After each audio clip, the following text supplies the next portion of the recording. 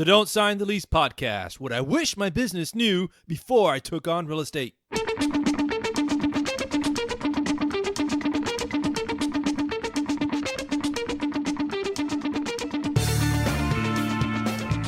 Hello and welcome to the Don't Sign the Lease podcast. I'm your host, George Morales. I want to thank you for tuning in to episode 19, an interview with attorney Will Cantrell of Cantrell PLLC, a business litigation law firm out of Clearwater, Florida.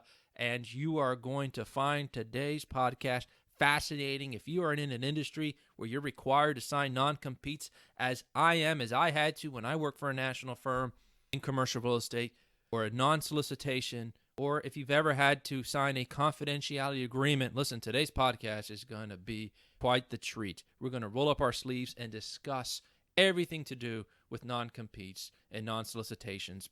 However, to stay true to keeping our podcast to 20-25 minutes, I had to cut our interview into two parts. So this is part 1, episode 19. God willing, in episode 20, we'll bring out the conclusion to our discussion, where I believe there was a natural break where we could do that. But before we jump into the podcast interview, let me tell you about our sponsor. And if you've been listening to these podcasts, you will know that Blue Box Real Estate is a commercial real estate firm in South Florida that specializes in landlord advisory services and tenant advisory services. If you own an office building or are an office tenant in South Florida, Miami, Broward, Palm Beach, we want to speak to you. We're a growing firm. We've got boots on the ground in all 3 counties. We want to help you with your commercial real estate. Our mission at Blue Box Real Estate is to honor God and serve our fellow man by empowering business owners to make the best informed decision regarding their commercial real estate. So reach us at info@blueboxre.com, info@blueboxre.com, or find us online at blueboxre.com. Well, without further ado, I want to introduce to you, the listening audience, to Will Cantrell. I really enjoyed our interview, and I'm sure you'll find it intriguing and beneficial. It's my pleasure now to introduce the podcast audience to Will Cantrell of Cantrell PLLC. Cantrell PLLC is a premier litigation boutique law firm focusing on competition disputes, employment law, and deceptive business practices. The firm's clients range from entrepreneurs to high-growth companies to Fortune 500 companies. And our guest today is Will Cantrell. He is an attorney who has spent his entire career representing businesses and individuals in matters of relating to unfair competition, deceptive business practices, employment law, and related business disputes. For 4 years in a row, he has been listed by Florida Super Lawyers as a rising star. He completed his law degree at Florida State University College of Law. We'll forgive you for that, being here in South Florida, Will. He is actively involved in a number of professional community organizations, former co-chair of the employment law section of the Clearwater Bar Association. He's also an active member of the Competition Torts Committee and Advertising Disputes and Litigation Committee of the American Bar Association section of Antitrust Law. And we're delighted to welcome you, Will. Good morning. I appreciate that very warm welcome. Thank you. Well, I'm glad we're able to connect our schedules together. I know that our audience here, with the theme, what I wish my business knew before I took on real estate, we really appreciate our discussion today. But before we begin, we like to let our listening audience learn more about you. So, Will, where are you from, and did you always know you wanted to be an attorney? Yeah, I'm originally from Georgia, so I grew up, went to Mercer University, which is in central Georgia, and finished up at UGA. Then I was at FSU for quite a while. That makes me a Georgia Bulldog in terms of college football, but we both equally, us and FSU, equally enjoy facing off versus the Gators. Yes. You're probably a Miami guy. But then after that, I went to FSU Law School, and most people who are honest going to law school, at least over half of them, I suspect, I had no idea that I wanted to be an attorney or that I'd enjoy it. I just thought that it sounded like the next step as opposed to entering the real world at the time. And fortunately for me, I enjoyed law school and I enjoyed practicing law. And I was fortunate enough that even so I came at a time where it was particularly tough in the job market, I was still able to land in a good spot, and I've been very fortunate in my career ever since. Well, Will, you opened your own practice, obviously Cantrell PLLC. Can you take us inside the decision to go out on your own as opposed to working for a larger law firm? Yeah, sure. I've been fortunate enough in my career to work at a number of different type of firms. So I started off working for a federal judge in Central Georgia at a law school, and then I worked for a kind of a mega firm in Atlanta for a little bit, and then a boutique ERISA firm, which is um, you know the law that governs retirement plans, health and welfare plans, executive compensation, things of that nature. And we also had some employment law, and that was a smaller boutique firm, although all of our clients were the much larger international companies. And then I came down to Tampa, Florida, and that was a quality of life decision. Although I love Atlanta, I just wanted to be closer to the palm trees and blue water.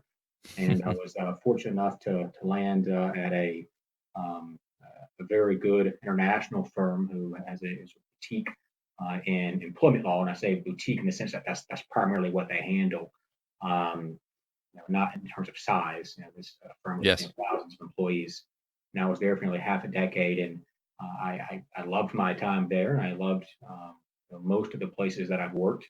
I think that after I had a chance to figure out exactly what I enjoy doing most in terms of practice of law and types of clients, I just realized that at least for what I wanted to do, I needed more flexibility in the type of really fee arrangements that I have or can offer with clients. And so it's not that I'm anti-large firm. There's lots of great firms out there, and even some of them even have fee structures other than simply a straight hourly rate.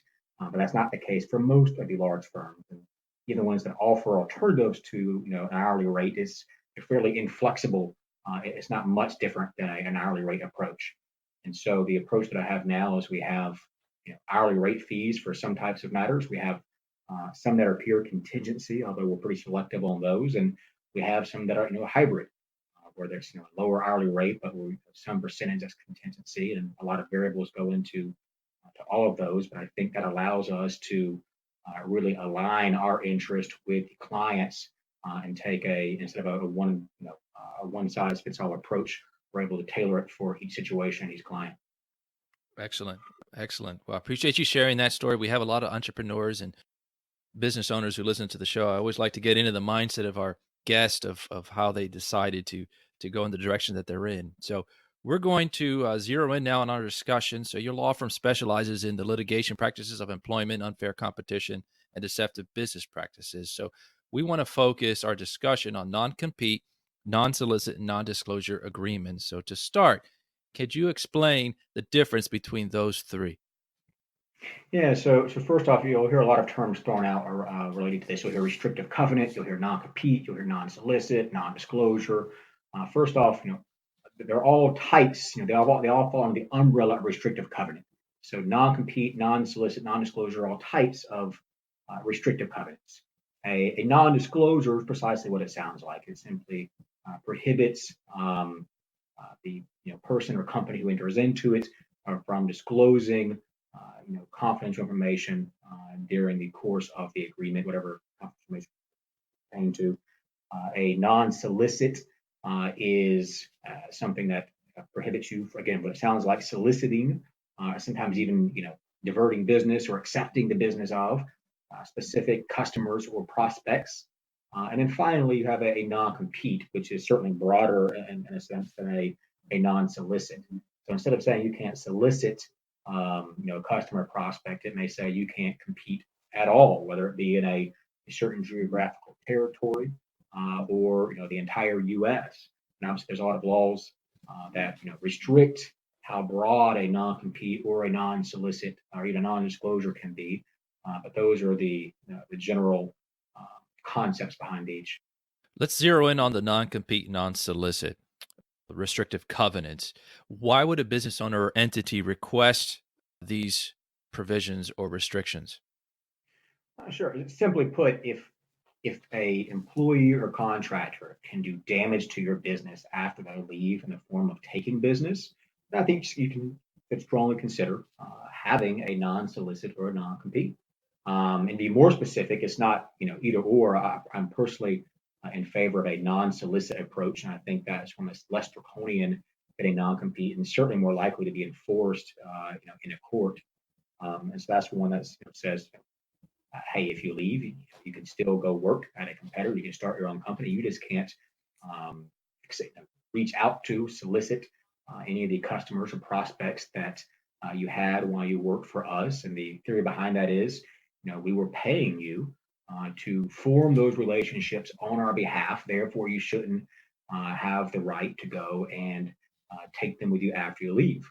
Although, as a matter of law, unless you have a non-solicit in place, they would otherwise be allowed to reach out to those customers and prospects after they leave. So I think they play a particular role for people in the sales industry or any industry where someone is dealing directly with the customer and forming those relationships.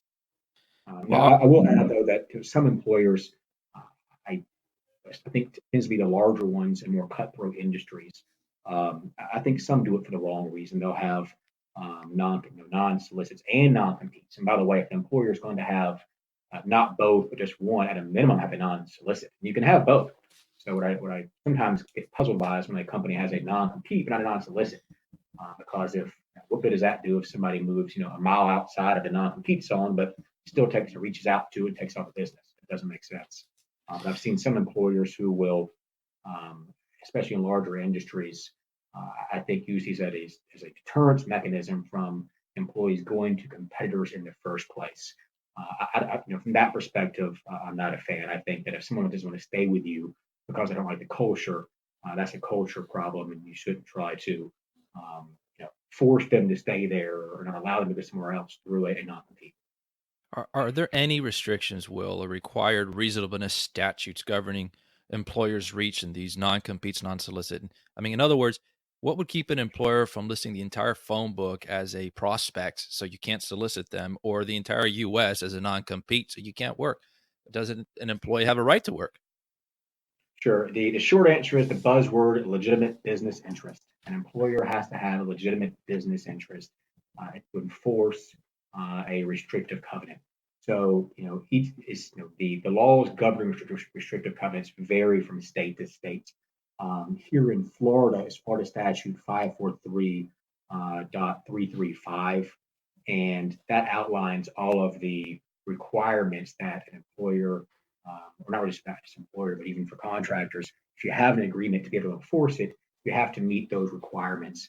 And so, for example, here in Florida, an employer would have to show, among other things, for the person trying to enforce a restrictive covenant, would have to show that the individual is working the same line of business. In other words, they're actually competing. So you can't say you can't go work a different job. Period. Um, and also, the covenant has to be supported by legitimate business interest, and it can't be overbroad. So, legitimate business interest, Florida outlines specifically several categories that are examples of legitimate business interests. So, for example, if that person has trade secrets or confidential information, and the most obvious one is if they have substantial relationships with specific prospects or existing customers. And then there's also a category for if they have um, customer goodwill associated with certain intellectual property, such as trademark, trade name. So, in other words, someone couldn't go leave McDonald's and use, a very similar trademark. Well, that would violate other laws as Right. well. That's the general gist of it. In other states, even so, some of them don't even have a specific statute outlining examples of legitimate business interest. They still have case law, judge-made law over the course of hundreds of years that essentially lay out the same paradigm as Florida. Although I'd add that some states are pretty different. So California, I think, is probably the most employee friendly. They don't even allow non-competes except for very limited circumstances. And New York and I think as well as Texas are a little bit more liberal, but most states are substantially similar to Florida. So let me write that down again. Florida statute, you said 543.335. Dot 33. Okay. Yes. So let me zero in again on this legitimate business interest. So I'm in an industry of commercial real estate, and it's typical for brokers to have to sign non-solicitations. What qualifies as solicitation of a client or prospects? For instance, is it an existing client at that time? A prospect? Is it because the employer made a phone call but never truly had any business dealings with them, does that qualify as a non-solicit? So how do you determine what a client is, what a prospect is, and what's the reach of the word prospect when it comes to a non-solicit? Yeah, that's an excellent question that, frankly, a lot of employers even overlook, or companies who have agents overlook when they come to me wanting to, go shut somebody down for thinking they violated an agreement. The statute specifically says that you have to have substantial relationships with specific prospective customers or existing customers. Mm. So, for example, at least in most industries, if somebody only worked there for 30 days and they only had minimal contact with potential clients and customers, they shouldn't be shut down or prohibited from going on and starting their own business. Period. And frankly, even reaching out to some customers or prospects of the company if they didn't have a substantial relationship with them. On the other hand, if someone came in, and even if they were only there for, let's say, 2 or 3 months, but they worked primarily with the same customer and same prospects trying to reel them in, then sure, even so they were only there for a short time, they still could have had a substantial relationship. But the litmus test is that substantial relationship phrase. So let me ask about time and place now. How long can a non-compete or non-solicitation survive? Can it be indefinite? And is it also limited to place or state or country or so on? Yeah. The answer is no, yes, yes, and yes. So with respect to can it be indefinite? No. Again, it varies from state to state, but all states have, they don't allow it to be an unreasonable time, so it can't be overbroad in terms of temporal scope. In this case, Florida, the statute that I just referred to earlier, specifically states that if it's under 6 months, then it will be deemed reasonable. If it's longer than 2 years, it's presumed unreasonable. So it's standard to see them somewhere between 1 year to the 2 years, and 12 to 24 months is pretty standard in most industries for a non-compete or non-solicit. And in Florida, that's going to be presumed to be that's going to be fine, generally speaking. As far as the now, that be clear, that's only the context of employees and contractors. It's not there's a different set of rules if it's in the context of a sale of a business. So if you're a business owner and you sell your business to someone else, and that someone else has you sign an agreement saying you're not going to compete with them in the same market, wherever that market is, for 5 years, which is longer than the 2 years, which is presumed reasonable, is still okay because Florida statute carves out and another set of rules for the sale of a business context, and it allows it to be presumed, or it's not unreasonable, but it's not presumed unreasonable until after 7 years. So you get a lot more leeway if it's a sale of a business context. But as for your other questions, you would get it. Generally speaking, no, it can't be an unlimited geographical scope in terms of saying, oh, you can't work for any competitor in the entire U.S. However, there are some exceptions. So if you have a business where you truly had clients throughout the U.S., then you can argue that it should be nationwide. But in most cases, even if someone is say based here in Miami or somewhere in Florida, and they have clients throughout the U.S., most of their clients and prospects aren't going to be in every city in every state of the U.S. They're going to be in probably a select few states and a select few major markets. In those are the states and markets that reality a court will usually find that a company does have legitimate business interest in enforcing it, and not in the other markets where that individual never had client relationships or perspective or relationships with prospects. Because again, it goes back to legitimate business interest.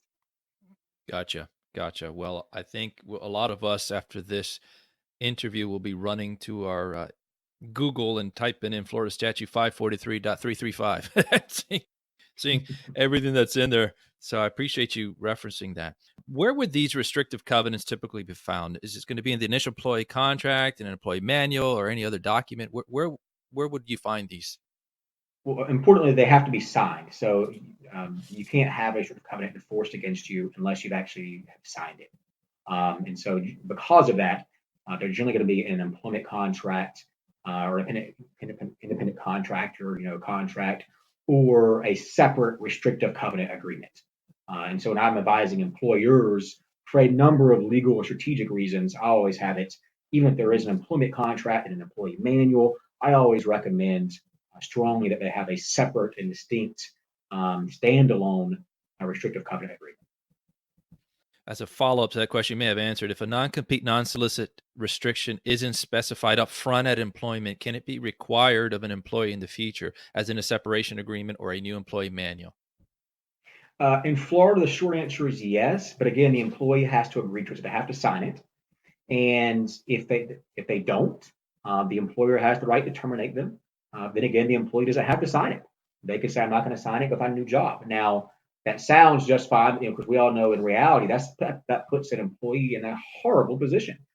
So someone may be encouraged to take a new job, leave their former job, take on this new job, and all of a sudden, 2 months in, they're told for the first time they have to sign this agreement or else they're on the Right. street. In some cases, they're moving cities and then find this out, so move their entire family. I think that's a huge problem. Unfortunately, in Florida, as of right now, that's allowed. Um, there are many other states where they require the company the employer, whatever it is, to at least give the individual some additional consideration. So some additional money. Some states, even by statute, say or have a formula how much more money it has to be. But here in Florida, continued employment by itself is considered consideration for in terms of them signing it. Well, I'm glad you clarified that. I think that is pretty shocking and enlightening for a lot of us listening to this podcast, that you could accept employment and then later be required to accept it or be terminated. That would be grounds, if you didn't agree to it, for termination. So buyer beware in the state of Florida, right? That wraps up part one of the interview with Will Cantrell regarding non-competes. I encourage you to stay tuned and come back next month, God willing, to hear part two of the interview, where we'll discuss non-competes further, such as, where do the courts line up on non-competes? Are they enforceable? And we flip the coin and look at it from the employer's perspective. What if you've hired an employee who signed a non-compete and they violated? Who's liable? So you want to come back. That's some real relevant questions that we need to know. And the easiest way to know when that podcast is produced is to subscribe to the Don't Sign the Lease podcast if you haven't done so already. And please consider giving us some thumbs up, sharing it with your business cohorts. Let them know about this podcast. Also, you can go to don'tsignthelease.com and subscribe there and take advantage of receiving a free chapter of my commercial real estate book entitled Don't Sign the Lease, The Tale of a Triumphant Business Owner, and consider getting a copy of the book. The glossary alone is worth the investment. But by subscribing to the website, you'll receive an email anytime we produce new content, which will be a commercial real estate blog, this podcast, or any other resources. We're considering doing videos and working on those to teach core commercial real estate principles. So consider going to don'tsignthelease.com and subscribing today. And now we go to a segment that we introduced last time in episode 18 entitled Wise Sayings from the Proverbs. And real quick here, we have Proverbs chapter 6, and I want to read beginning with verse 9. How long will you lie there, O sluggard? When will you arise from your sleep? A little slumber, a little folding of the hands to rest, and poverty will come upon you like a robber, and want like an armed man. And I've got to share with you, listeners, whenever I'm tempted to roll over and hit that snooze button, which I must confess I've done, but whenever I'm tempted to stay in bed a little longer and not get up and accomplish the day's activities, and whether that's a day of canvassing or a day of hard meetings or a day of prospecting, whatever it might be, when I'm tempted in bed to just chill out a little longer, this verse just pops in my head. A little sleep, a little slumber, a little folding of the hands to rest, and poverty will come upon you like a robber. This really keeps me in line. Please don't misunderstand this proverb. There is a host of reasons why poverty may come upon one, and there could be legitimate reasons, a loss of employment, an illness. But the Proverbs is talking about, in generality, those who enjoy a little more sleep, a little more slumber, a little more folding of the hands when they should be working diligently. Think of a farmer who has to reap and has to sow, and if they're sleeping when they're supposed to be sowing, they're not going to be reaping the harvest that everybody else is when it's harvest time. And that's the illustration there. And it's this robber breaking in not because they snuck in and stole something, but they broke in when you were supposed to be alert and they overpowered you. That's how poverty can come upon you. But anyhow, I hope you were encouraged by that proverb and encourage you to pour into the book of Proverbs. There's so many wise sayings, and I know I've been blessed by that book. So, and with that, I want to thank you once again for your valuable time, for tuning into the podcast. And until we meet again in the future, God willing, episode 20, I hope you have a blessed day. Bye.